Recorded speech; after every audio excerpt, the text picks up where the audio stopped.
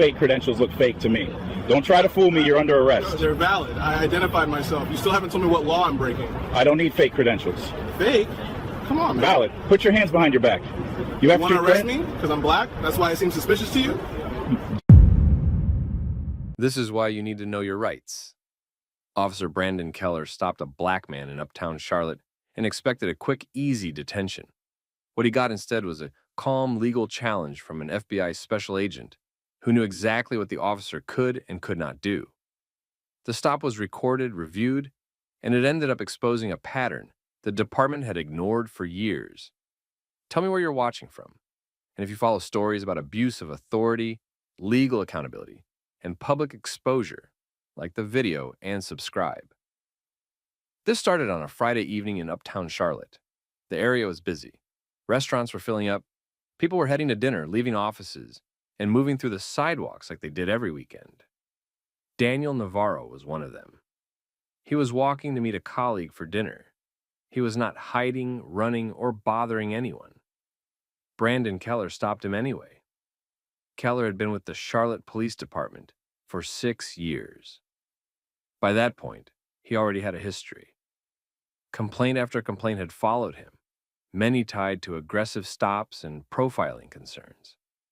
The department had noticed. That much became clear later.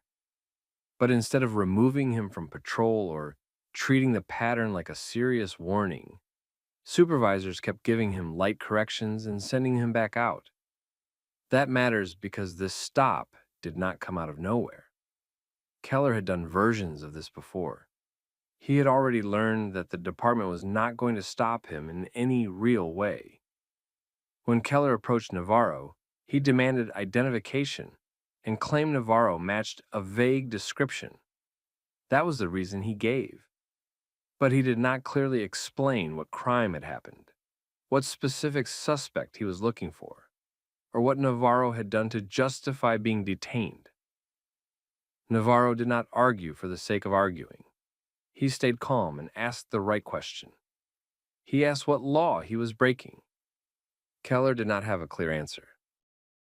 That should have ended the stop. It should have forced Keller to step back and move on. Instead, he pushed forward.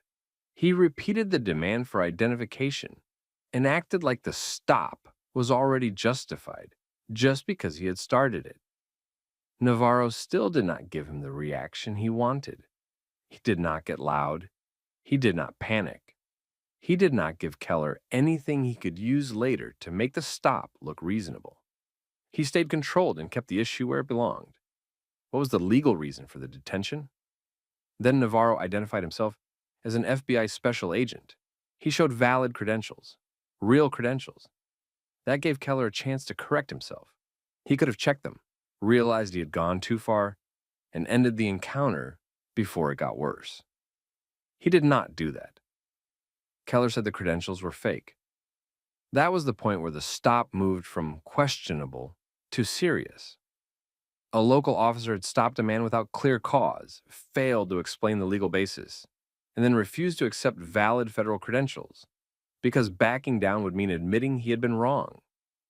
Keller then grabbed Navarro and tried to force the stop into an arrest. People nearby started paying attention. It was a public sidewalk in a busy part of the city. A confrontation like that was not going to stay unnoticed. Witnesses slowed down. Some stopped completely. Then phones came out. That changed the situation.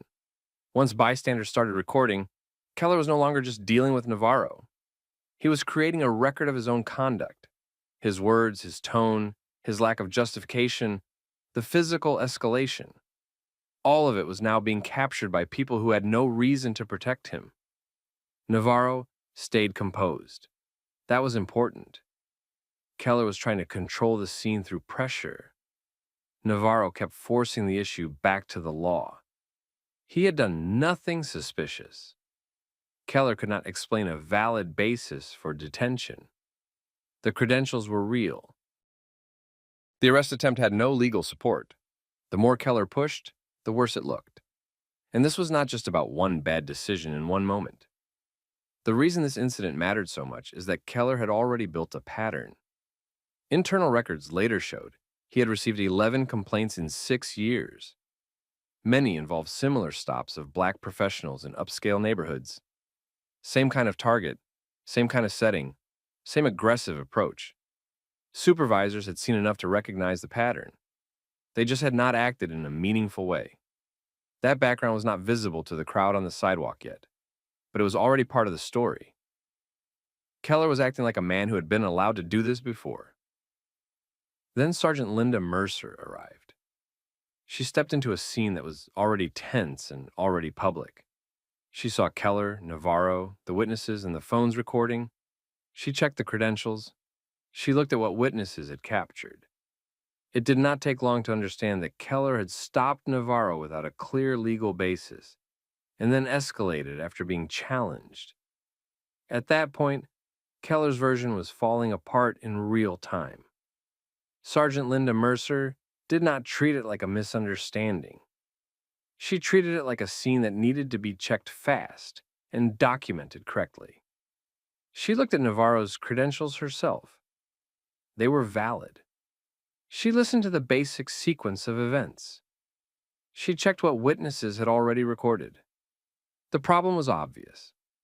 Keller had stopped Navarro without a clear legal basis, rejected valid identification, and escalated to physical force when he could not justify the detention. Mercer shut it down. She ordered Keller away from Navarro and took control of the stop. That mattered. Keller had been trying to keep the situation inside his own version of events. Mercer broke that immediately. Once another supervisor stepped in, checked the credentials, and saw the witness video, Keller lost control of the scene. Navarro was released there on the spot. That ended the street confrontation, but it started the real problem for the department. By that point, several bystanders had clear footage. It showed Navarro staying calm. It showed Keller pressing the stop without explaining a valid reason. It showed the situation getting worse instead of better after Navarro identified himself. Keller had no clean way to explain that video. The department did not have a clean way to defend it either. Keller was suspended almost immediately. That quick suspension told its own story. Departments usually move fast only when the facts are bad, public, and easy to understand. This one checked all three boxes. A federal agent had been stopped without cause in a busy part of Charlotte. Witnesses had recorded it. A supervisor had confirmed on scene that the credentials were real. There was no room to turn it into a vague internal dispute. Then the background started coming out. Once internal reviewers and city attorneys looked deeper, they found that Keller was not a surprise problem. He was a repeated problem. He had already collected 11 complaints in 6 years. Many of those complaints involved stops with the same basic pattern: black professionals, upscale or business districts, weak reasons for detention, aggressive behavior once challenged. That changed the meaning of the whole incident. Now, it was not just about one officer making one unlawful stop. It was about why he was still in position to do it after so many warnings. Supervisors had seen enough to recognize the pattern long before Navarro was stopped in uptown Charlotte. Internal records showed that leadership knew Keller's name, knew the complaint history, and knew the types of allegations tied to him. They responded with minor training and no serious discipline. That is how departments create their own scandals. They do not always create them by defending bad conduct after the fact. Sometimes they create them much earlier by tolerating it over and over until the wrong officer picks the wrong target in the wrong place at the wrong time. And Keller had picked the worst possible target for a bad stop. Navarro was not just someone who knew his rights in a general sense. He worked in federal law enforcement. He understood detention standards. He understood how reports get written. He understood how civil rights cases are built. He also understood that a calm record is stronger than an angry argument. So he did what experienced people do when a system shows its hand. He documented everything and moved it to a forum where Keller could not control the facts. The witness video spread quickly, first local, then wider. People in Charlotte started reacting not just to the stop itself, but to the pattern behind it. Black professionals spoke about similar encounters. Residents recognized the location type immediately. Upscale areas, business areas, places where certain officers treated black presence as suspicion by default. That public reaction mattered because it showed the department was dealing with more than one complaint from one victim. The video gave other people a reference point. It made older complaints look less isolated and more credible. Once that happens, leadership loses one of its favorite excuses. They can no longer pretend each case stood alone. Inside the department, supervisors had another problem. Mercer's intervention had made it harder to bury the details. This was not an incident where everyone on scene backed Keller's version. A sergeant had already stepped in, checked the credentials, and seen that Keller's basis for the stop did not hold together. That meant the city would have to account not only for what Keller did, but for what Mercer had already recognized in real time. And once lawyers got involved, that became very expensive. Because civil rights cases do not stop at the officer if the facts show a pattern. They move up. They ask who knew. They ask when they knew it. They ask what they did after repeated complaints. They ask why an officer with that record was still on patrol doing the same kind of stop. Those questions are harder for a department to answer than the stop itself. Navarro filed a federal civil rights lawsuit against Keller, Keller's supervisors, and the Charlotte Police Department. That filing forced the issue out of internal language and into legal language. Internal language gives departments space. Legal language strips that away. A complaint is no longer a workplace matter or a training issue. It becomes a record of alleged constitutional violations, supervisory failure, and institutional neglect. The city then had to look at the full risk. Not just the video, not just Keller's actions, the history, the prior complaints, the notice to supervisors, the failure to intervene earlier, the public setting, the credibility of the victim, the fact that Mercer had confirmed the stop was wrong before the scene even ended. That is where the department's real exposure was sitting. Keller had created the incident. Leadership had created the conditions for it to happen again and again. That is the part many departments hate the most, because it is harder to isolate. Firing one officer later does not erase years of warnings. It does not erase ignored complaint patterns. It does not erase decisions by supervisors who saw the risk and kept him on patrol anyway. By then, Keller's career was already collapsing. Suspension was only the start. The evidence against him was too direct, and his history made it worse instead of softer. What might have been called a disputed stop in another case now looked like part of a documented pattern, and the department could see where this was headed. The department could see where it was headed, but by then it was too late to contain it. Navarro's lawsuit put the whole chain under pressure. Not just Keller, his supervisors too. The complaint argued that Keller violated Navarro's civil rights during the stop, then tried to force an arrest without legal grounds.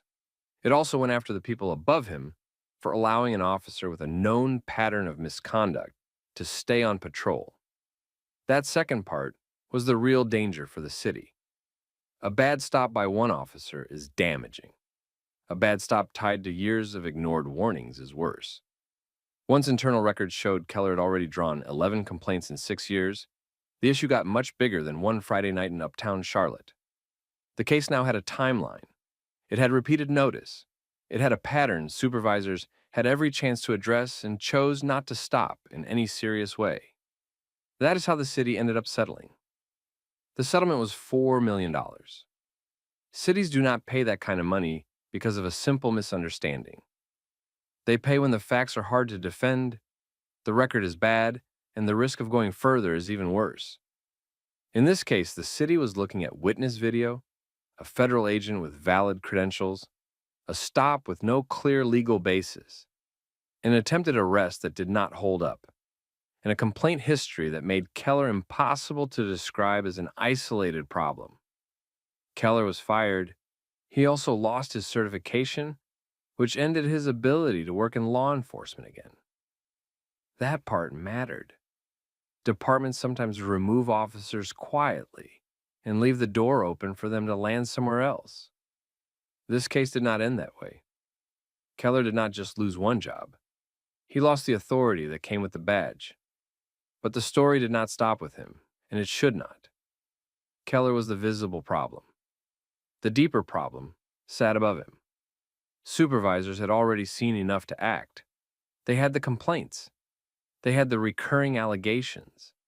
They had the location pattern, the type of stops, and the repeated accusations involving black professionals in upscale neighborhoods. They knew enough to understand the risk. They chose soft responses anyway. That failure became part of the public reckoning.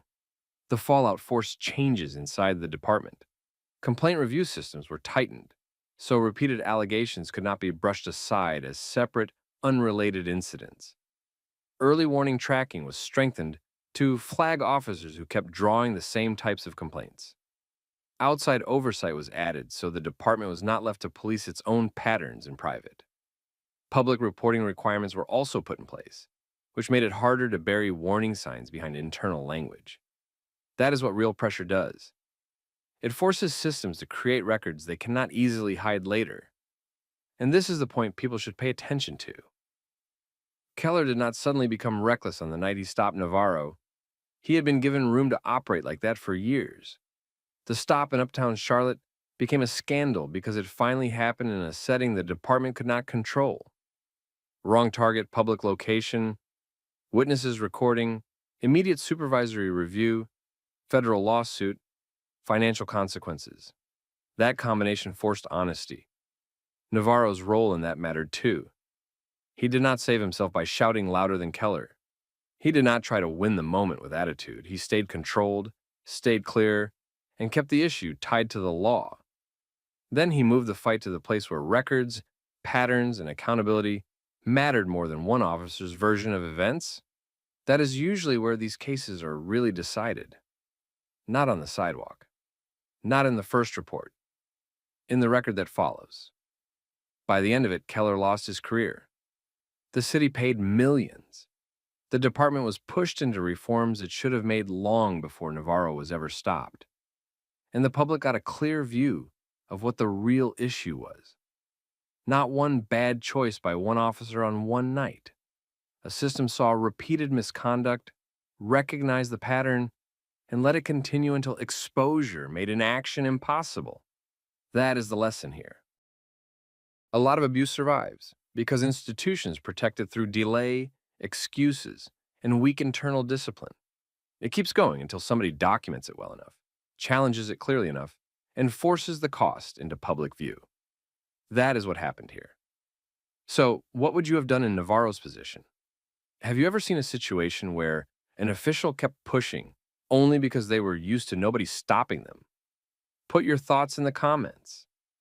Share the story with someone who needs to hear it. And subscribe for more stories like this. Turn around, hands behind your back. Wait, why? You didn't stop, you kept going. I slowed down and pulled. Stop talking, turn around. I'm not trying to fight you, I'm trying to explain. Ethan. It's okay, stay in the car. This is why people need to understand their rights before a bad stop turns into a life-changing one. Broward County Deputy Ryan Mercer thought he was dealing with two scared teenagers he could pressure into silence on the side of the road. He did not expect the facts to start working against him almost immediately. And he definitely did not expect this stop to end with a lawsuit, a multi-million-dollar settlement, and his career blown apart. Tell me where you're watching from. And if you follow stories about abuse of power, legal accountability, and people keeping calm when an officer gets out of line, like this video, and subscribe. By the time the stop got serious, Ethan Carter was already in handcuffs, and his sister Maya was sitting in the car in shock. That's how fast it happened. Ethan was a high school student on his way to school with his younger sister. It was a normal morning in Broward County. He was driving. She was in the passenger seat. Nothing about that drive suggested they were about to get pulled into a police stop that would later cost the county $2 million. The problem started with something simple. Deputy Ryan Mercer wanted Ethan to stop, but he did not start with a clear traffic stop. He had no lights on, no siren, no unmistakable signal that any driver would immediately read as a command to pull over. He used a hand motion. Ethan saw that gesture and understood it as a signal to move over or change lanes. So he did exactly that. He kept driving in a normal way because he thought he had followed the instruction. That misunderstanding should have been easy to fix. A competent officer in that situation turns on the lights, hits the siren, makes the stop clear, and then figures out whether the driver was confused or refusing to comply. That is basic. Mercer did not handle it that way. He waited until later to activate the siren. The second Ethan heard it and realized this was an actual stop, he pulled over. That should have settled the issue. It should have become a routine traffic stop with a short explanation. Ethan could have told him he misunderstood the hand signal. Mercer could have checked the license, written a warning or citation if he wanted, and moved on. Instead, Mercer treated the stop like Ethan had committed a felony. He moved in aggressively, pulled Ethan out of the car, handcuffed him, and accused him of fleeing. He did not slow the situation down. He did not ask basic questions first. He did not give Ethan room to explain what had happened before turning physical. That decision changed everything. Now, this was no longer a traffic misunderstanding. Now a teenager on his way to school was standing on the roadside in handcuffs while a deputy pushed a felony accusation that did not match the facts. Ethan tried to explain. He said he did not know Mercer wanted him to stop earlier. He said he thought the hand motion meant move over, not pull over. He said he stopped as soon as the siren came on. Mercer did not listen. That matters because this is where officers either correct a mistake or make it worse. Mercer had enough information to realize Ethan's explanation made sense. There had been no lights or siren at first. The driver had stopped once the stop became clear. There was no obvious sign of panic, no wild driving, no effort to get away. But Mercer had already decided he was dealing with felony flight. And once he locked himself into that position, he treated Ethan's explanation like a challenge instead of evidence. Maya was watching all of this from the passenger seat. She saw her brother pulled out of the car and cuffed on the way to school. She heard the deputy talking to him like he was some dangerous suspect. At that point, she stopped thinking this was a misunderstanding that would clear itself up. She understood something was wrong, so she called their mother. That call made Mercer even more hostile. Their mother was Danielle Carter, a federal judge. Maya reached out because she needed help, and because the stop had already gone beyond anything that looked normal. Once Mercer found out who was on the phone, he did not calm down and make sure every step he took was legally solid. He got more aggressive. That told everyone exactly what kind of stop this had become. He argued with their mother on the phone instead of sticking to the facts of the stop. He turned the situation personal. Then he took Maya's phone even though she was not a threat and was not creating any danger. That was a major mistake. Maya was a frightened teenager calling her mother while her brother was in handcuffs. Taking her phone did not make the scene safer. It did not help Mercer investigate anything. It showed he wanted control more than clarity, and the facts were already moving against him. There was no legal basis for treating Ethan like a fleeing felon. Ethan had not taken off after a clearly marked stop. He had not ignored lights and siren. He had not kept driving after the stop became unmistakable. He pulled over once Mercer activated the siren. On top of that, there was no criminal issue on his license that explained some desperate attempt to escape. Mercer was trying to force a serious charge onto a situation that did not support it. Ethan stayed focused and kept giving the same explanation. He had misunderstood the gesture. He had not run. He had stopped when the siren came on. Mercer had a problem now. The longer he held onto the felony story, the worse it looked. Every minute made it harder to explain why he had skipped normal procedure and gone straight to force. At some point, he had to back off.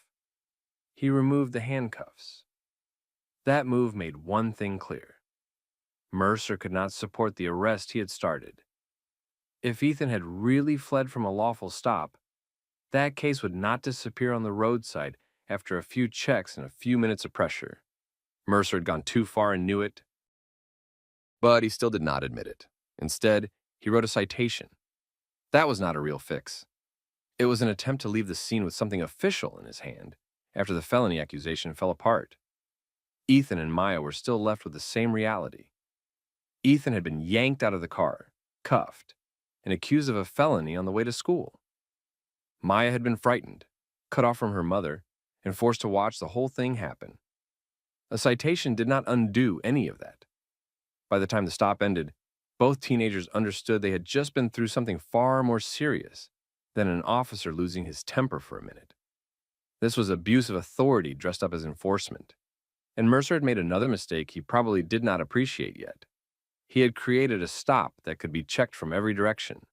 The timing of the signals, the lack of lights and siren at the start, Ethan stopping once the siren came on, the handcuffs, the felony accusation, the phone call with their mother, the seizure of Maya's phone, the final retreat from arrest to citation.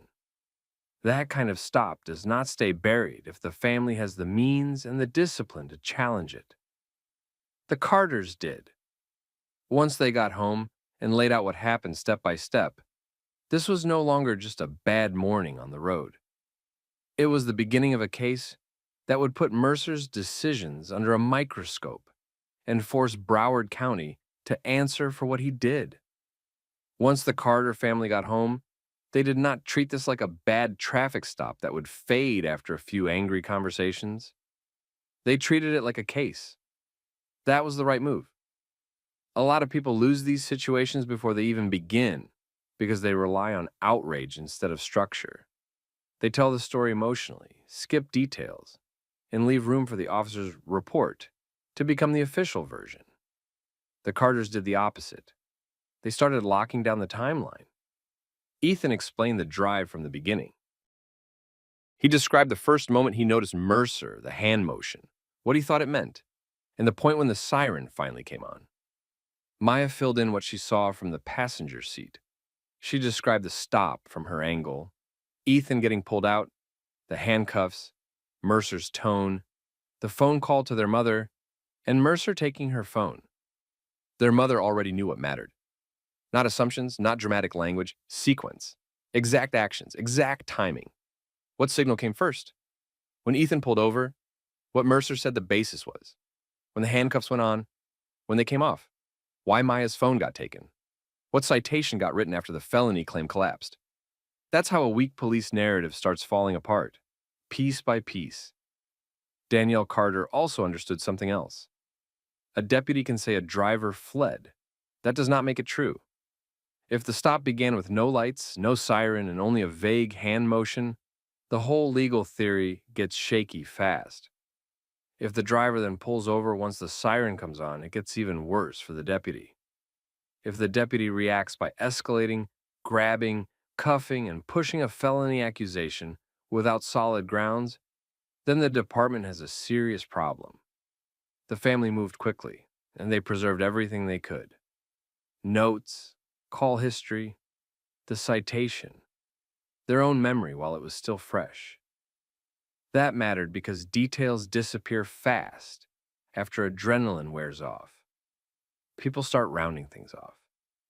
Times blur together. Sequences get less precise. The Carters did not let that happen. Then they pushed the complaint forward. This is where a lot of departments hope people get tired. They count on families backing off after the first emotional crash. They count on fear, delay, and the usual feeling that fighting law enforcement is too expensive, too slow, too stacked against normal people. Mercer probably thought this would end that way too. He had the badge. He had the first shot at the report. He had the usual advantage officers get when a roadside stop turns into paperwork. But this was not a family that was going to let a false version settle into the record. The internal review process started with the same basic issue Mercer should have solved on the roadside.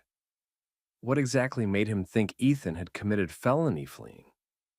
That question did not help him, because now he had to explain why a hand motion without lights or siren was supposed to count as a clear command to stop. He had to explain why Ethan pulling over once the siren came on did not end the matter. He had to explain why he jumped past ordinary traffic stop procedure and went straight to force. He had to explain why Maya's phone got taken. He had to explain why the stop ended with a citation instead of the felony arrest he had acted out in real time. The more people looked at it, the worse it got. That is usually how these cases work. The stop may look confusing in the moment, because one side has all the authority and all the pressure is flowing one way. Later, once the emotion gets stripped out and the sequence gets reviewed, the bad decisions start standing alone. Clean. Hard to defend? Mercer had made several. First, he failed to make the stop clear at the start. That set up the misunderstanding. Second, once Ethan stopped after the siren, Mercer treated the earlier confusion like proof of criminal intent, instead of checking whether the explanation fit the facts. Third, he escalated physically before establishing a sound legal basis for the arrest posture he was taking. Fourth, he made the stop worse after learning who their mother was. That part was especially ugly because it suggested this was no longer about enforcement. It was about pride. Fifth, he grabbed Maya's phone even though she posed no threat. Each one of those decisions had its own problem. Together, they painted a very bad picture. The family's legal team saw it the same way. This was not just a bad judgment call. It was a false arrest and an excessive force claim with emotional distress consequences built into the facts. Ethan had been handcuffed and accused of a felony without a lawful basis. Maya had been aggressively detained in the middle of an already chaotic stop and cut off from her mother, even though she had done nothing wrong. That is how a traffic stop becomes civil liability. And once lawyers get involved, officers lose one big advantage. They no longer get to rely on tone and presence. Nobody cares about roadside swagger in a lawsuit. The case becomes documents, testimony, policy, timing, and whether the officer's story still holds together when every step gets tested. Mercer's did not. The complaint laid out the core issue clearly. Ethan had not fled. He had misunderstood an unclear gesture before any lights or siren were used. He stopped once the siren came on. Mercer then used force without proper justification, escalated the situation, and interfered with Maya while she was trying to contact their mother during a stop that was already out of control. That is a strong case because it does not rely on exaggeration. It relies on sequence, and sequence is hard to spin. The county had to look at more than Mercer's initial claim now. They had to think about what a jury would see if this went all the way. 2 students on a school commute, a deputy using a vague gesture instead of a clear stop, a siren coming later, a teenager pulling over once the stop became obvious, immediate handcuffing, a felony accusation that did not match the facts, a sister calling her mother in fear, a federal judge on the phone, the deputy getting more hostile, not less. Then the retreat from arrest to citation. That story had a very obvious weakness. It made Mercer look like he was trying to force the facts to fit his reaction. Departments hate cases like that because they are hard to clean up. And there was another problem for Mercer. Even if someone wanted to defend the initial misunderstanding as a split-second judgment issue, the later decisions kept making things worse. He had opportunities to correct course. More than one. He did not take them. That matters in these cases. A single bad read can sometimes be explained. Repeated escalation after new facts come in is harder to excuse. Ethan and Maya also had to deal with the personal side while all this was building. That part gets overlooked a lot, but it matters. Ethan still had to go back to school after being treated like a criminal on the way there. Maya still had to live with the memory of watching her brother cuffed while an armed deputy took over the scene. These stops do not end when the patrol car leaves. They stay with people. The embarrassment stays. The anger stays. The change in how safe, ordinary things feel stays. The family did not let that part get minimized. They made clear that this was not only about a bad charge or an improper citation. It was about what Mercer did to two teenagers during a routine morning and what that kind of conduct does to a person after the scene is over. That raised the stakes. Now, the county was not just looking at whether Mercer had made a technical error. They were looking at false arrest, excessive force, emotional distress, and a fact pattern that could play very badly in public if it ever moved beyond legal filings and into wider attention. Mercer was no longer controlling the story. That shift matters. On the roadside, he had total control. He controlled the tone, the movement, the pressure, and the immediate consequences. Afterward, control started moving away from him. Into records, into policy review, into legal claims, into a setting where authority means less than proof, and proof was becoming a problem for him. By this point, the family was not asking whether they should act. They were already acting. The real question was how far this would go, and whether Broward County would fight the case or try to make it disappear before more damage hit the department. Because once the paperwork, testimony, and review started lining up, one thing was becoming clear. Ryan Mercer had turned a simple misunderstanding into a case that could cost the county a lot of money and cost him his job. The lawsuit forced the county to deal with the stop as it actually happened, not as Mercer tried to frame it on the roadside. The main issue was simple. Ethan did not flee. Mercer had not made a clear stop at first. He used a hand motion without lights or siren. Ethan read that as a signal to change lanes and kept going. Once the siren came on, he pulled over. That sequence destroyed the felony theory. Mercer had treated confusion as intent. That was the first major problem. The second was what he did after Ethan stopped. Instead of handling it like a traffic stop, he pulled Ethan out, handcuffed him, and accused him of a felony. By the end of the stop, he had to remove the cuffs because there was no solid basis for that arrest posture. Then there was Maya. She called their mother because she was scared by what Mercer was doing. Mercer responded by arguing on the phone and taking Maya's phone even though she was not a threat. That made the stop worse and widened the case. The family sued over false arrest, excessive force, and emotional distress. Those claims fit the facts. Ethan had been detained like a fleeing suspect without legal grounds. Maya had been aggressively controlled during a stop where she had done nothing wrong. The county had to look at the full sequence, and the full sequence was bad for Mercer. His actions created a clear pattern. He misread the situation, escalated too fast, refused to correct himself, then tried to leave the scene with a citation after the felony accusation fell apart. That did not hold up.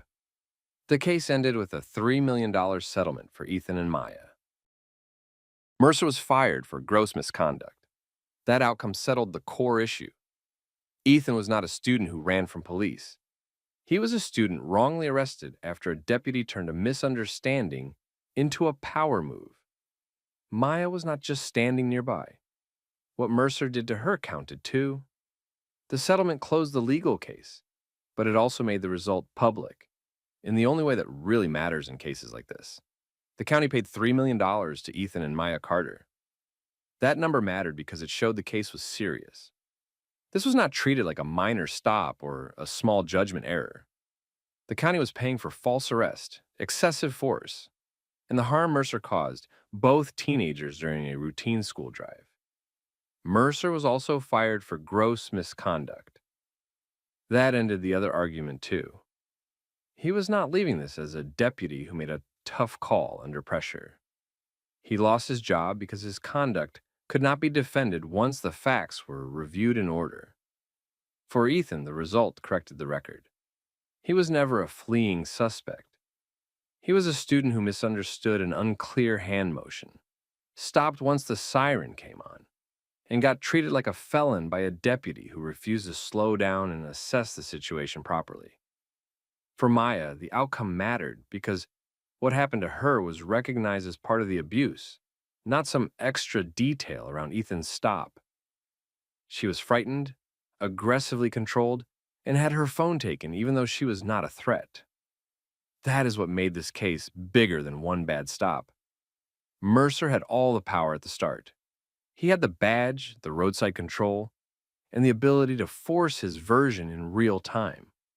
The Carters beat that by doing the opposite of what he expected. They stayed calm, kept the sequence straight, and challenged every part of the story that did not match the facts. That is why this case still matters.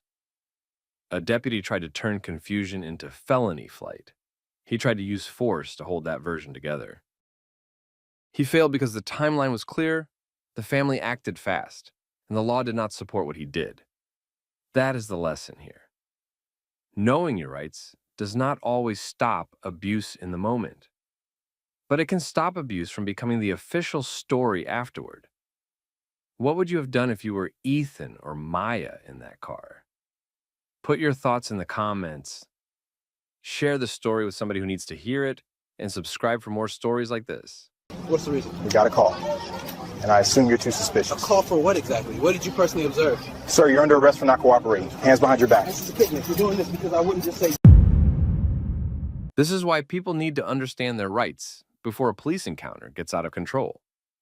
Officers surrounded a family during a weekend picnic and acted like they were dealing with a threat, but the father knew exactly how far police authority could legally go. The stop looked routine for about a minute. Then it turned into a serious mistake with witnesses, recordings, and a chain of decisions that would later be impossible to explain away. If you're watching, comment where you're from. If you care about real accountability, when officers push past the law, like the video, and subscribe. It happened at a public park in a suburban city on a normal weekend afternoon. Families were spread across the grass. Kids were near the playground. Some people were walking dogs, others were eating lunch, and nothing in the area suggested any kind of danger or disorder. The family at the center of the incident had a blanket, food containers, drinks for the children, and a small speaker playing quietly. The father was helping one child with a kite, while the mother was arranging lunch. Everything about the scene was ordinary. Then several patrol vehicles entered the lot. That already told people nearby this was not being handled as a casual check. When multiple officers arrive at once, the tone changes before anyone even speaks. The officers got out with purpose and walked directly towards the family. They were not scanning the area to figure out what had happened. They were moving as if they had already decided this family was the problem. The reason for the response was a weak complaint dressed up as something more serious. Dispatch had received a suspicious activity call about a family near the playground. The caller claimed the adults were making others uncomfortable and possibly arguing with people in the area. It was vague, and that mattered. Calls like that often reflect bias, exaggeration, or simple annoyance rather than actual criminal conduct. Any officer who arrived and looked at the situation objectively should have recognized that fast. The sergeant who led the contact did not. He focused on the father almost immediately. He did not start with broad questions to find out what had happened. He did not ask nearby park-goers whether there had been any actual disturbance. He approached like he already believed the complaint and only needed the father to confirm it somehow. The father stood up as the officers approached. He kept his hands visible and asked a direct question about what the issue was. The sergeant gave him a vague answer about a complaint and park safety. The father then asked what specific conduct had led to the stop. That should not have been a difficult question. If police are approaching someone based on suspicious activity, they should be able to describe what that suspicious activity actually was. The sergeant did not do that. He stayed general and acted like the request for clarity was itself a problem. The mother stayed close to the children and watched carefully. She was not arguing. She was not interfering. She was trying to keep the situation calm while the officers formed a loose circle around the picnic area. That move changed the scene. What had started as a family outing now looked like a detention in front of strangers. The father asked whether he was free to leave or being detained. That is one of the clearest questions a person can ask in an encounter like this. It forces the officer to define the stop. A professional answer would have narrowed the legal issue right there. Instead, the sergeant avoided the question and told him to step away from the blanket. The father asked again whether he was under lawful detention. The sergeant repeated the command with a sharper tone. That exchange mattered because it showed where the situation was going. The father was trying to establish the legal basis for the encounter. The sergeant was trying to control movement first and explain later. That is where a lot of bad stops start. The officer treats calm questions as defiance and starts escalating because he does not like being challenged. A few people nearby had started watching by then. Some raised their phones and began recording. The father did not perform for them or try to turn the moment into a speech. He stayed focused on the same simple points. Why were they being approached? What specific complaint had been made? Were they being detained? What legal grounds supported it? He kept the questions narrow because narrow questions are hard to bury later in a report. The officers then asked for identification. The father asked what crime they were investigating. Again, there was no clean answer. The sergeant relied on broad phrases about an investigation and the need to cooperate. That kind of wording sounds official, but it often hides the fact that the officer has not established a real basis for the detention. By then, the officers had already seen the family, the food, the children, the blanket, and the lack of any threatening behavior. There was still no visible offense, no disturbance, no sign of intoxication, no aggression, nothing that matched the tone of the response. The mother then raised her phone and began recording openly. The sergeant noticed immediately and warned her not to interfere. She was standing with her children and documenting the stop. That was lawful. Her decision to record made the officers more cautious in some ways, but it also seemed to irritate the sergeant. He was now dealing with a father asking precise legal questions and a mother preserving the entire interaction on video. That combination often exposes sloppy policing in real time. The father repeated his question about whether he was being detained. This time, the sergeant said he was being detained, while officers sorted things out. That sounded procedural, but it was legally weak.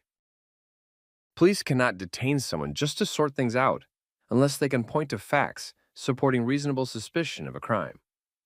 The father understood that immediately and asked what specific facts justified the detention. The sergeant did not have a strong answer. He shifted to officer safety language. That was not supported by the scene either.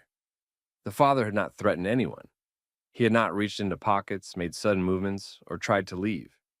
He had simply stood near his family and asked lawful questions in a public park. Another officer stepped closer and reached for the father's arm. The mother responded by pulling the children back and keeping the phone trained on the officers. She did not rush forward. She did not create a physical confrontation. She stated clearly that her husband was not resisting and that the stop was being recorded. That was smart. Clear audio from a calm witness often becomes more valuable than the video itself. The father did not pull away or give the officers anything they could later describe as resistance. He let the scene unfold exactly as they were choosing to create it. The officers then placed him in handcuffs in front of his wife, his children, and several people in the park who were already filming. That changed everything. At that point, this was no longer a vague park inquiry. It was now a public detention of a calm father over an unverified suspicious activity complaint that still had not been explained in concrete terms. One of the children started crying. The mother stayed controlled, but it was obvious she was angry and focused. The sergeant kept insisting they were conducting a lawful detention. The problem for him was simple. he had used force and restraints before clearly establishing facts that would justify either.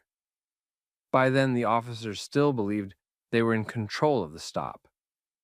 They had not yet understood who the father was, or how well he understood the law.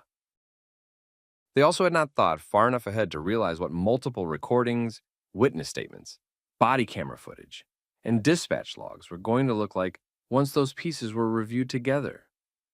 The sergeant kept acting like pressure would settle the matter. It wouldn't. Once the officers put the father in handcuffs, the stop became much harder to defend. Up to that point, the sergeant could still pretend he was checking a complaint.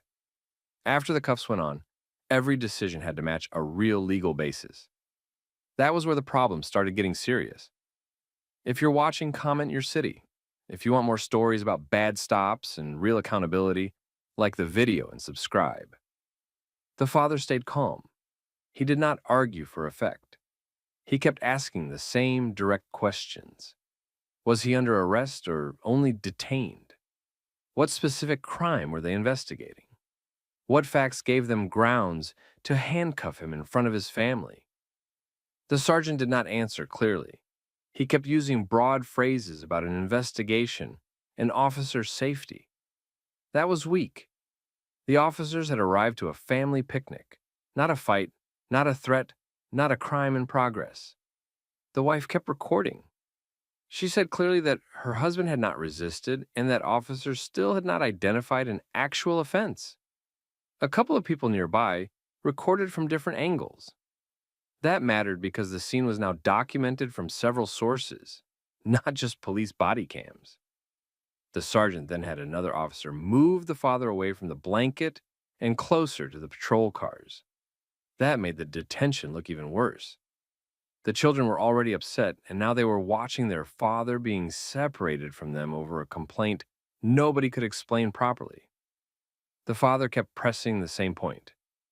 He asked whether the detention was based on officer observations, a witness statement, or just his refusal to obey commands that had no clear legal basis. The sergeant had no strong answer. He started talking more, but the content stayed thin. Then one of the officers asked for identification again. This time the father agreed and provided it carefully. The younger officer checked the ID, looked back at the father, then looked at the sergeant. His body language changed immediately. He checked it again to make sure he had read it right. The father was a sitting federal judge. That was the moment the stop changed. The sergeant stepped in, looked at the identification, and understood the situation at once. His tone dropped. His posture changed. He was still trying to look in control, but the confidence was gone. A minute earlier, he had acted like the father was just another person he could pressure. Now he knew the man in handcuffs understood constitutional law better than anyone on scene. The father did not raise his voice. He did not grandstand. He simply laid out the problem. He said they had detained him without clearly stating a crime, handcuffed him without a real safety basis, and treated a lawful family picnic like suspicious conduct because somebody made a vague complaint. He made it clear that discomfort from a caller did not automatically create police authority. The wife kept filming the officers as they reacted. That part was important too. Once police realize who a person is and suddenly change tone, it raises an obvious question later. If the stop was lawful before the identification, why did everything shift after it? The sergeant called for a supervisor. That call came late. It also showed he knew the stop was slipping away from him. The children were still shaken. The younger one was crying. The older one stayed close to the mother and watched everything. The wife then asked whether her husband would have been treated the same way if he had not known the law and if she had not recorded the stop from the start. Nobody answered that. A supervisor arrived a short time later. He took one look at the father in cuffs, the wife filming, the kids upset, and the people nearby recording. He could see this was already bad. The sergeant started explaining, but the explanation was short and it did not sound strong enough for what officers had already done. The father then broke the stop down in plain term: public park, no visible offense, no clear, reasonable suspicion. escalation after lawful questions, handcuffs without a credible safety reason. It was simple and hard to argue with. The supervisor listened, looked at the scene again, and made the only decision left. He ordered the cuffs removed. Once the cuffs came off, the officers lost the argument that this had been a clean detention. Taking the cuffs off that fast did not solve the problem. It showed the problem was real. If you're watching, drop your city in the comments. If you want more stories where bad decisions meet real scrutiny, like the video and subscribe. The supervisor stepped in and tried to slow everything down. He asked the father if he was hurt and said they wanted to sort out what had happened. That was an attempt to regain control of the scene before more damage was done on camera. The father did not let the conversation drift. He kept it focused on the main issue. He said the officers had detained him in a public park without clearly identifying a crime, handcuffed him in front of his wife and children, and escalated after he asked basic legal questions. He kept it simple because simple facts are harder to hide later. The supervisor then asked the sergeant what conduct had justified the detention. That was the question that mattered most. Not what dispatch said, not what a caller felt, what the officers themselves had seen after arriving. The answer was weak. The sergeant referred to the complaint, the father's refusal to move when ordered, and general officer safety. None of that sounded strong enough for handcuffs. The father had not threatened anyone. He had not tried to run. He had not acted aggressively. He had stood near his family and asked why police were stopping him. The father then said exactly what the officers did not want said out loud. He said they had turned a vague complaint into a detention first and had started looking for legal justification after that. He said the sequence was obvious. They arrived, focused on his family, escalated, and only then tried to explain it. That was hard to answer because it matched the scene. The wife stepped in next. She asked the supervisor whether all body camera footage would be preserved, whether dispatch audio from the original call would be saved, and whether every officer on scene would be identified in the report. That put the conversation where it belonged, not on feelings, on evidence. The supervisor answered more carefully than the sergeant had. He said the footage would be retained and that the incident would be reviewed. He was speaking like someone who already understood internal affairs was now part of the story. Nearby witnesses were still filming. A few of them had heard enough to understand what had happened. One woman said the father had been calm the whole time. Another witness said the officers had shown up ready to force a problem before they had confirmed there was one. Comments like that matter because they do not come from the family or the department. They come from people with no reason to shape the story for either side. The supervisor then tried to soften the scene by calling it a misunderstanding that escalated too quickly. The father shut that down immediately. He said there had been no misunderstanding on his side. His family had been eating lunch in a public park. Officers arrived and treated that as suspicious without identifying actual unlawful conduct. He said that was not confusion. It was a decision. That distinction mattered. The wife then asked the officers to step back from the children. The supervisor finally told them to widen the space and stop crowding the blanket area. That should have happened much earlier, but it was the first move that actually reduced the pressure around the family. The father then made another point that cut off an easy excuse. He said his title should not matter. He said the stop had to be lawful before the officers knew who he was. That was important because it blocked the department from later framing the case as a special situation involving a prominent person. He was making the opposite point. If the detention was wrong, it was wrong because of what they did to an ordinary family before identification changed the tone. The sergeant had very little to say by then. Earlier, he had controlled the scene. Now he was mostly standing back, while the supervisor handled the fallout. That alone told people a lot. The father requested names, badge numbers, and the incident reference. He also made it clear that dispatch logs, body camera footage, and witness recordings would all matter later. He was not threatening anyone. He was telling them what was obviously coming next. The supervisor gave a short apology for the distress caused. The father did not debate it. He said the department would have a chance to address the stop through formal channels. That answer told the officers this was not ending with a sidewalk apology and a quiet departure. The family packed their things slowly and kept recording until they were ready to leave. That was smart. The stop may have ended, but the evidence gathering had not. By the time they walked away, the officers were no longer dealing with a field contact. They were dealing with a record. After the family left, the park incident moved out of the field and into the system. That was where the officers had a bigger problem. Out in public, they could rely on tone, positioning, and vague commands. In review, none of that helps. Review looks at sequence, legal basis, footage, radio traffic, and written reports. The stop was weak on all of it. If you're watching, comment your city. If you want more real stories about accountability, when authority gets abused, like the video, subscribe, and stay with the channel.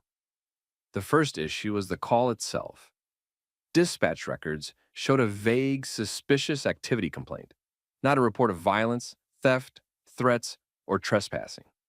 That already made the aggressive response look excessive. Then the body camera footage made things worse. The officers arrived to a family picnic, saw no obvious crime, got lawful questions from the father, and escalated anyway. That sequence is hard to defend because it shows the detention grew out of assumption, not clear facts. The second problem was the handcuffing. Once the father was restrained, the department needed a clear explanation for why officers believed that level of force was necessary. The footage did not show aggression. It did not show resistance. It did not show an immediate safety threat. It showed a calm father asking what law he had broken while standing near his wife and children. The third problem was the timing of the tone shift. Multiple recordings captured the same pattern. Before identification, the sergeant acted forceful and dismissive. After officers realized the father was a sitting federal judge, the tone changed fast. That did not help the department at all. It made the scene look exactly like what the family later alleged. Officers were comfortable pushing past legal limits until they realized the person in cuffs had the knowledge and position to hold them accountable. The family filed a formal complaint quickly. They did not rely on public outrage alone. They preserved the videos, identified witnesses, requested records, and built the case the right way. The complaint focused on unlawful detention, improper use of restraints, unequal treatment in a public space, and the failure to articulate reasonable suspicion before escalating. It also pointed to the emotional impact on the children, which mattered because departments often try to treat family harm as secondary when it is part of the real damage. Then came the legal side. The father's team prepared a federal civil rights action against the department and the officers involved. The claim was straightforward. Police cannot detain and restrain people in a public park over a vague complaint without specific facts supporting the stop. They also cannot turn lawful questions into justification for escalation. The family argued that the officers acted first and searched for legal cover afterward. Based on the sequence, that claim had weight. Internal Affairs opened an investigation. The sergeant was placed on administrative leave, while footage reports and dispatch records were reviewed. Another officer on scene was removed from field duty during the inquiry. The supervisor was not accused of causing the stop, but his response became part of the review because investigators wanted to know why supervisory intervention happened only after the detention had already gone bad. The department tried the usual public language at first. They said they take all complaints seriously. They said the matter was under review. They said they are committed to professional policing. That kind of statement buys time, but it does not fix footage. Then more facts came out. Witness statements supported the family's account. Video angles matched each other. The timeline was consistent. The father had asked clear legal questions. The officers had failed to identify a concrete offense before using handcuffs. The children had been present the entire time. The tone shift after identification was obvious. By that point, The department was no longer deciding whether the stop looked bad. It was deciding how much damage it could contain. The sergeant's employment did not survive it. He was terminated after the review concluded that the detention was not supported by a properly articulated legal basis and that his escalation decisions violated department policy. The termination was not presented as a political sacrifice. It was framed as a policy and judgment failure. That wording mattered because it meant the department could not defend the stop on the merits. The father later made a public statement, and it cut directly to the issue. He said his title was never the point. The Constitution was supposed to protect his family before the officers knew who he was. He said the real question was how many families without recordings, witnesses, or legal knowledge had already been treated the same way and never managed to prove it. That statement landed because it turned the story from one family's case into a broader indictment of how vague complaints and officer assumption can become unlawful detention. The case also pushed for reform. The family called for stricter detention review standards, mandatory body camera preservation in all public contact complaints, and better training on reasonable suspicion, public space enforcement, and recording rights. Those reforms were not abstract. They were tied directly to what happened in the park. For viewers, the lesson is simple. Stay calm. Ask if you are being detained. Ask what law officers believe applies.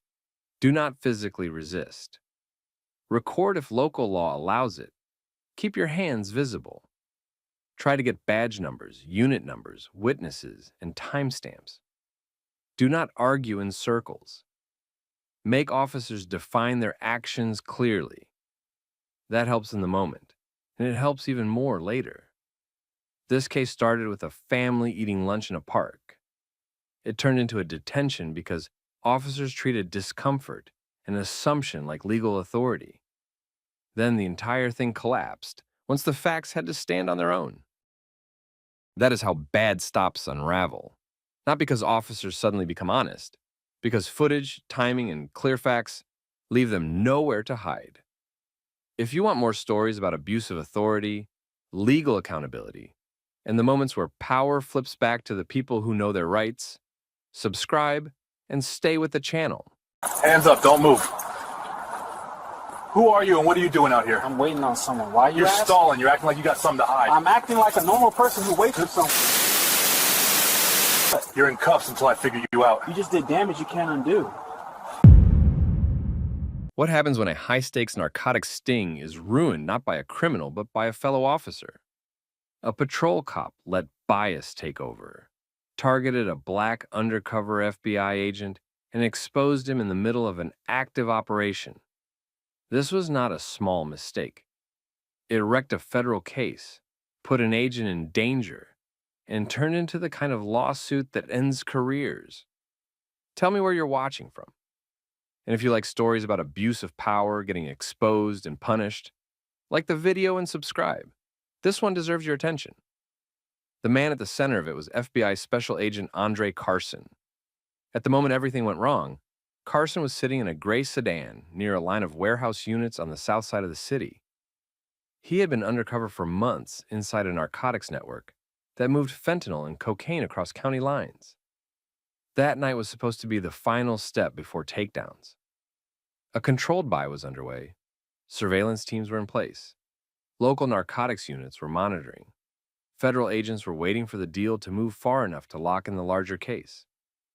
Then Officer Brett Hollis saw Carson's car and decided he had found his own stop. Hollis was a patrol officer, not part of the task force.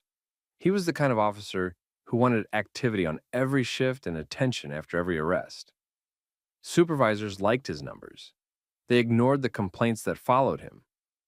Most of those complaints came from black drivers who said he escalated too fast, acted like suspicion was proof, and treated every stop like a personal challenge. Nothing serious had stuck to him yet. That made him even more confident. The operation had strict instructions that night. Marked patrol units were supposed to stay out of the area unless command requested them. Dispatch had already told patrol supervisors that sensitive law enforcement activity was happening around the warehouse corridor. Officers were not supposed to start random stops there. The reason was simple. One marked cruiser in the wrong place could kill the whole case. Hollis still inserted himself. He saw Carson's sedan moving slowly off the service road behind the warehouses and called it in. The plate came back clean. There was no warrant, no stolen hit, no urgent alert. He kept following anyway. He later claimed the driver looked nervous and out of place.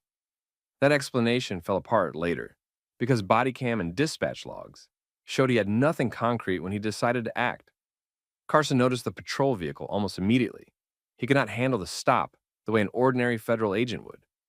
2 vehicles connected to the target group were still nearby. One sat near the loading area. Another was parked farther back with a clear view of the access road. Carson had spent months building credibility with men who trusted nobody. If they saw him openly identify himself to police, the case was finished. If they thought he was cooperating with law enforcement, the danger would go far beyond a failed arrest plan. When Hollis activated his lights, Carson had no good option. He pulled into an open section of pavement and stopped. He kept his movements controlled and visible.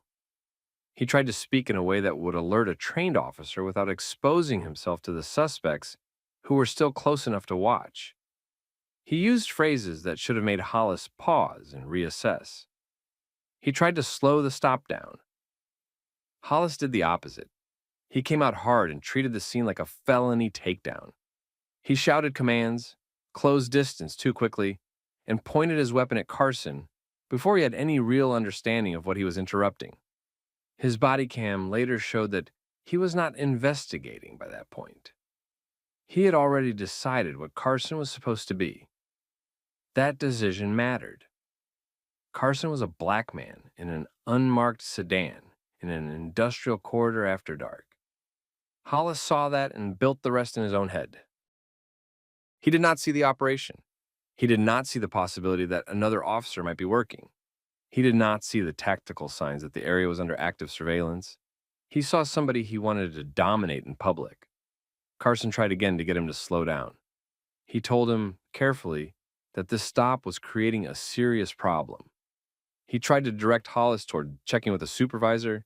He avoided anything that would fully blow his cover in front of the men watching from nearby. Hollis took that as defiance. This is where officers like him become dangerous.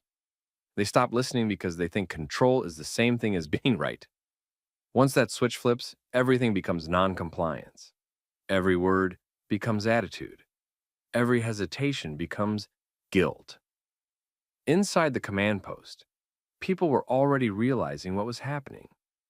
Lieutenant Elena Ruiz, who was coordinating the local side of the task force, heard the traffic and knew a patrol officer had drifted into the middle of a sealed operation. She ordered dispatch to stop the contact. A patrol supervisor repeated the order. The message reached Hollis. He did not disengage. That point destroyed his defense later. He was not acting in confusion. He had been told to back off and kept going. At the same time, the drug deal was coming apart. The target group did not need a full explanation.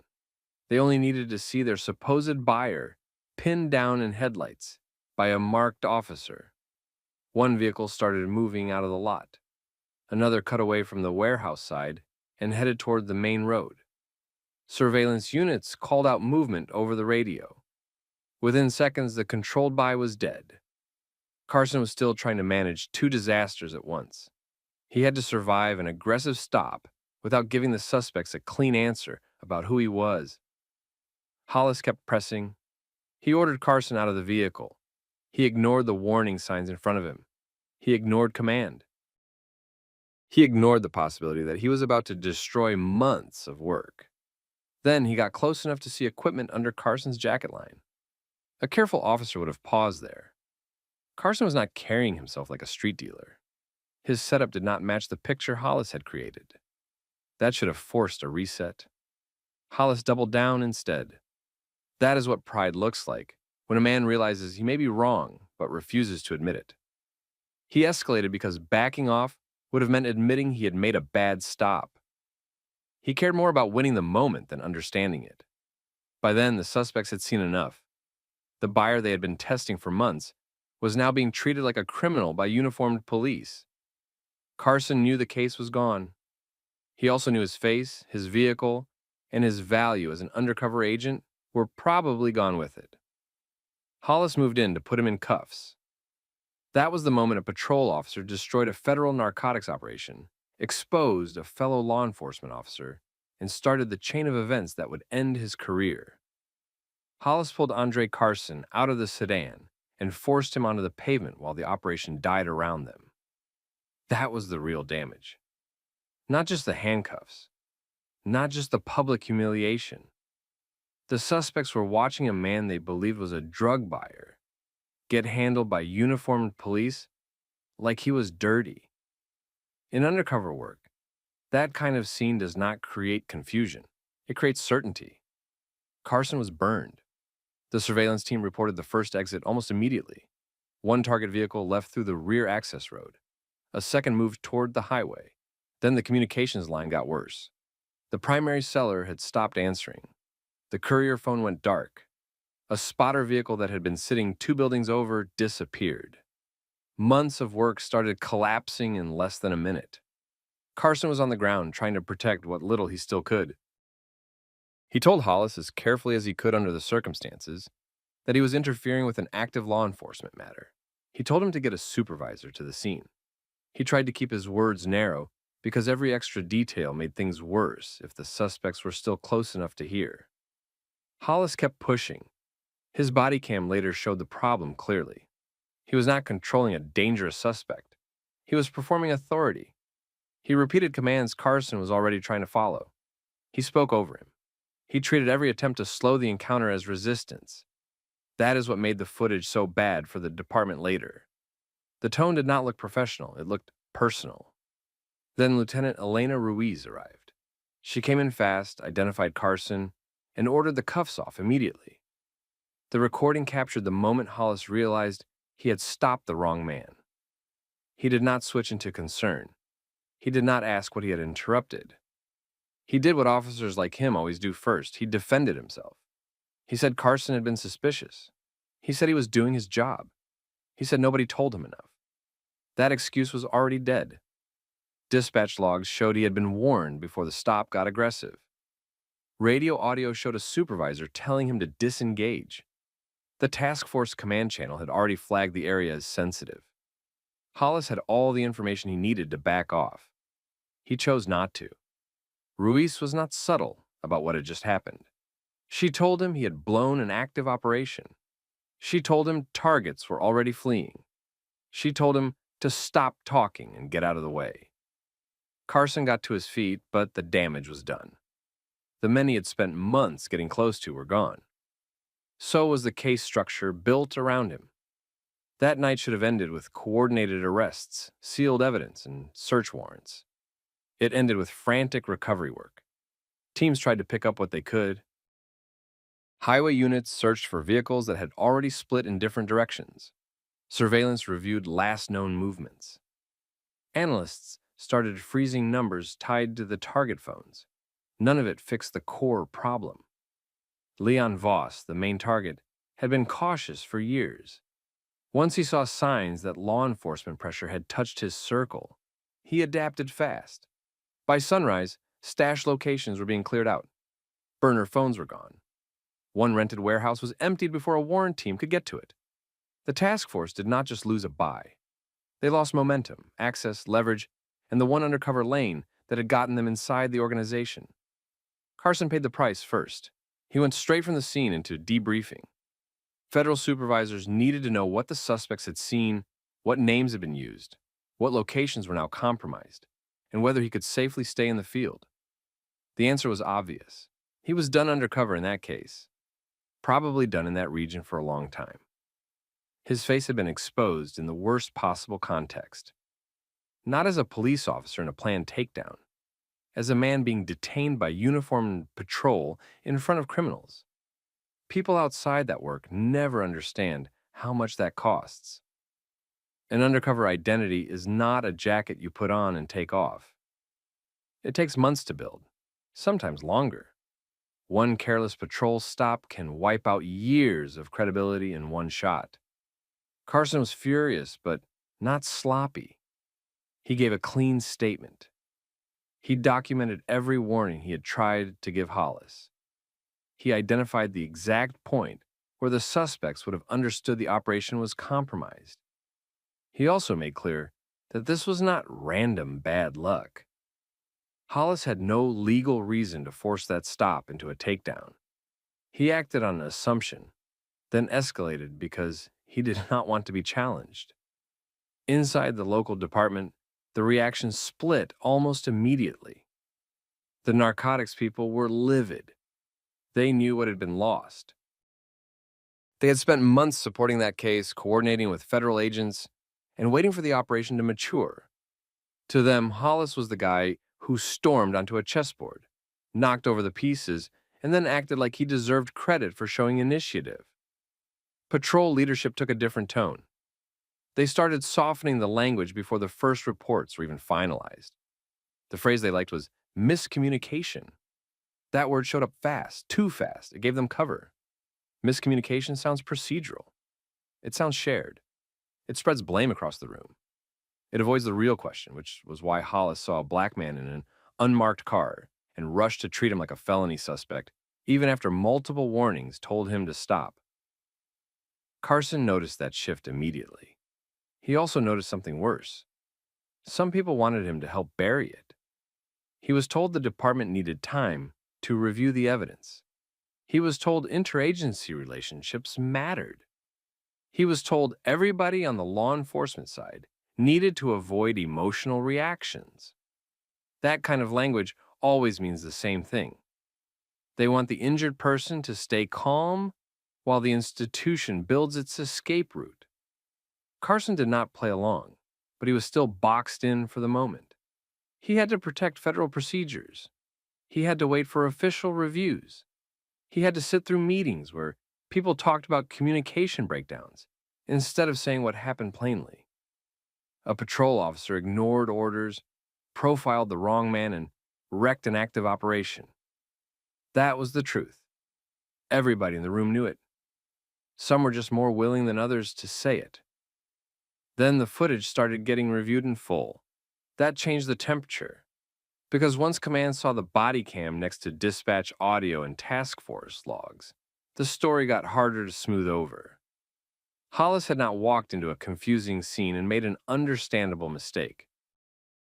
He had driven the stop with his own ego from the beginning. He had been warned. He had been corrected. He had kept going. And there was one more problem for him. This was not his first complaint. The evidence killed the department's excuse. Once command reviewed the body cam with the dispatch logs and task force timeline, the story changed. Hollis had no traffic stop to justify what he did. No warrant hit, no emergency. He picked Carson, escalated fast, and ignored orders to stop. Then they checked his history. His prior stop showed the same pattern. Black drivers, aggressive tone. Thin reasons for the stop. Complaints that went nowhere. Supervisors had seen enough over the years to know he was a problem. They kept him on the street anyway. The department still tried to protect itself. Internal Affairs drafted a summary calling it a communication failure during a complex operation. That wording was not accidental. It spread blame around and took the focus off Hollis. Carson rejected it immediately. He told federal supervisors the stop was not caused by confusion between agencies. It started with profiling. Everything after that came from Hollis refusing to back off. The local department stalled. Hollis was pulled from patrol, but not fired. Command delayed decisions, meetings piled up, reports got rewritten. Nobody wanted to be the one who said the plain truth in writing. A patrol officer had racially profiled a black FBI agent, ruined an undercover case, and ignored direct warnings while doing it. Carson also got pushed aside. He was taken off field work connected to the case. Officially, they said his cover was burned and his safety had to come first. That part was true. The other truth was simpler. He had become a liability for people trying to keep the scandal contained.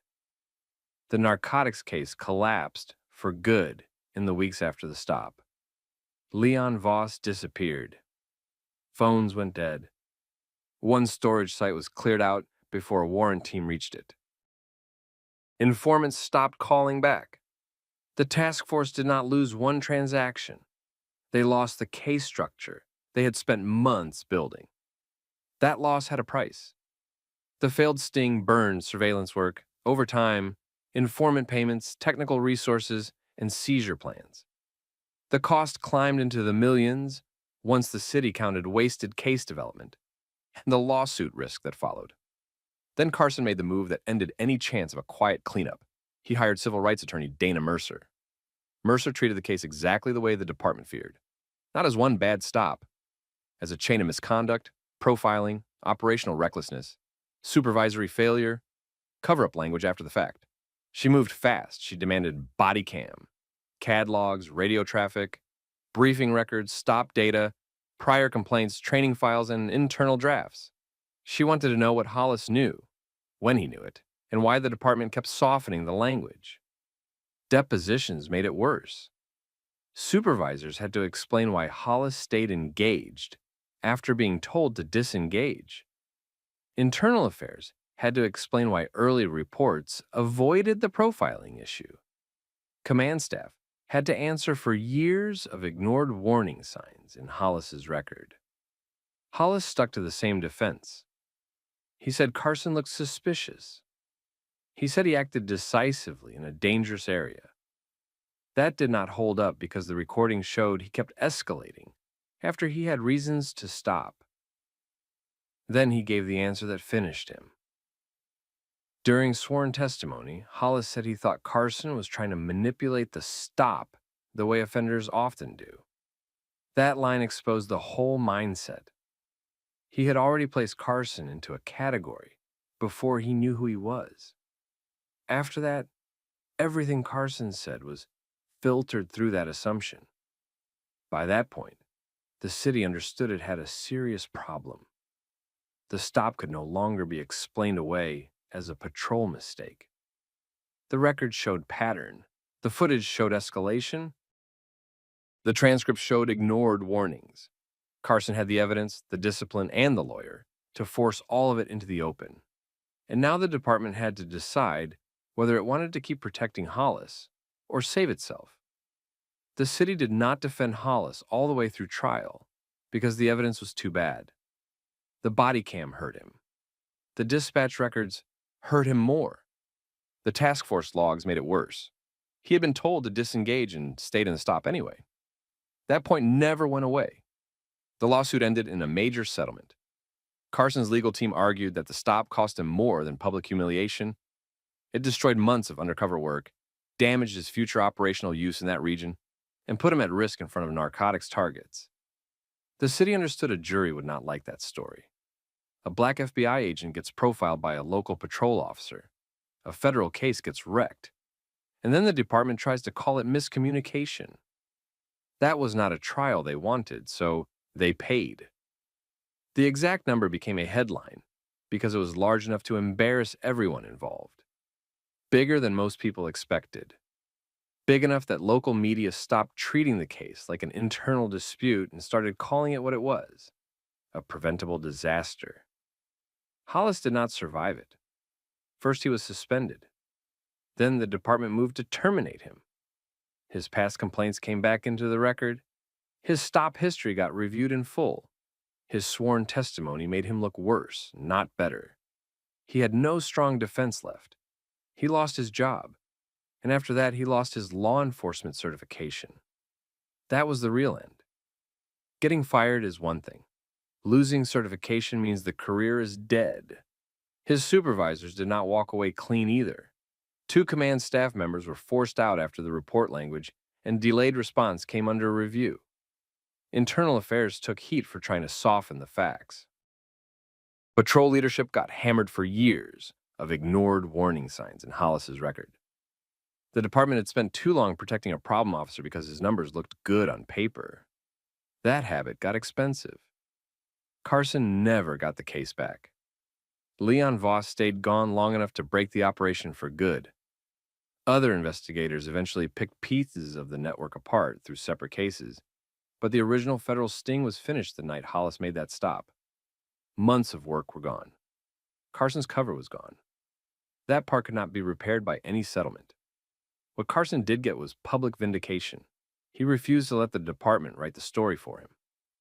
That mattered. A lot of officers are told to stay quiet for the sake of agency relationships or the chain of command. Carson went the other way. He documented everything, challenged the false narrative early, and forced the city to answer for what happened. Without that, Hollis probably gets a short suspension. The department buries the language, and everybody moves on. After the case, the department changed policy because it had to. Patrol officers got tighter restrictions around active federal and task force zones. Dispatch procedures changed. Mandatory verification steps were added before self-initiated stops near protected operations. Bias review on stop data got more serious because the city could no longer pretend that pattern complaints were random. Supervisors also lost some discretion to ignore repeated conduct flags from officers with aggressive histories. That was the only useful thing left to do. Admit the old system failed and lock some of those doors. The story stuck because the irony was brutal. A narcotics sting aimed at a drug network didn't collapse because the suspects outplayed investigators. It collapsed because one patrol officer saw a black man, trusted his own bias more than command, and thought the badge on his chest protected him from being wrong. It did not. It cost him his job. It cost him his certification. It cost the city millions. It exposed the department's instincts when one of their own caused the damage. And it proved something people keep learning the hard way. Ego inside a uniform can be just as dangerous as the threat officers claim they are stopping. That was the end of Brett Hollis as a cop. And for Andre Carson, the win was not clean, but it was real. He did not get his case back. He did not get those months back. He did get the truth on record, and he made sure the man who burned him could not hide behind the badge again. What would you have done in Carson's position? Stayed quiet or forced it into the open? Put your answer in